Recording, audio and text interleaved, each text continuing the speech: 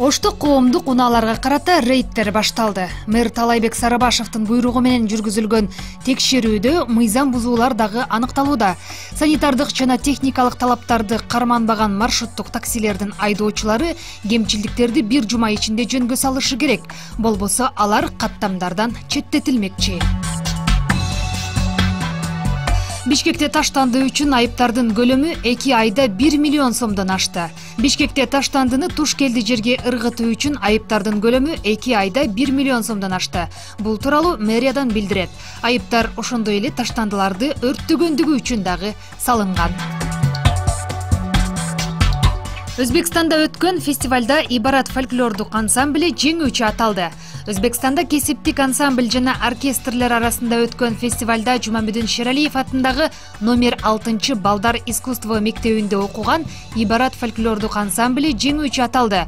Аталган иш-чара алгачкы жолу Өзбекстандын Маргалаң шаарында 11-13 июль күндөрү болуп өткөн.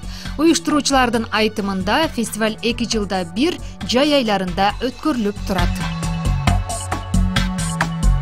Жыл башынан бери 88 адам суудан ажал тапты. Өзгөчө кырдаалдар министрлигинин берген маалыматына ылайык, 2019 жылдын башынан бүгүнкү күнгө чейин өлкөдө 88 адам сууга чөгүп каза болгон.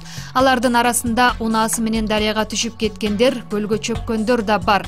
Статистикага таянсак, өлкөдө сууда көз жумгандардын көбү эркектер. 7 айдын ичинде Кыргызстанда 47 эркек каза болгон. Ал эми аялдардын саны 7-ни түзөт. Барынан да кейиштүүсү жыл башынан бери 12 жашка чейинки 20 бөбөк суудан ажал тапкан. 12-18 жашка чейинки балдардын арасынан 14 баланы суунун агымы алып кеткени маалым болду.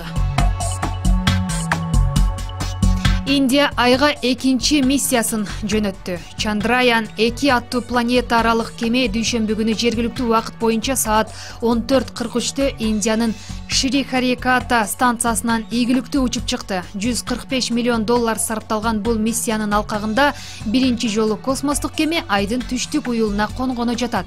Чандраян 2 23 күн жердин орбитасында тургандан кийин айга конууга багытталган маневраларын баштайт. Индия айды изилдөөнүн көздөгөн Чандраян 1 аттуу алгачкы миссиясын 2008 жылы учурган. Анда космостук кеме айдын бетине конгон эмес, бирок жердин жандоочусунда суунун белгилерин издөөгө аракет кылган.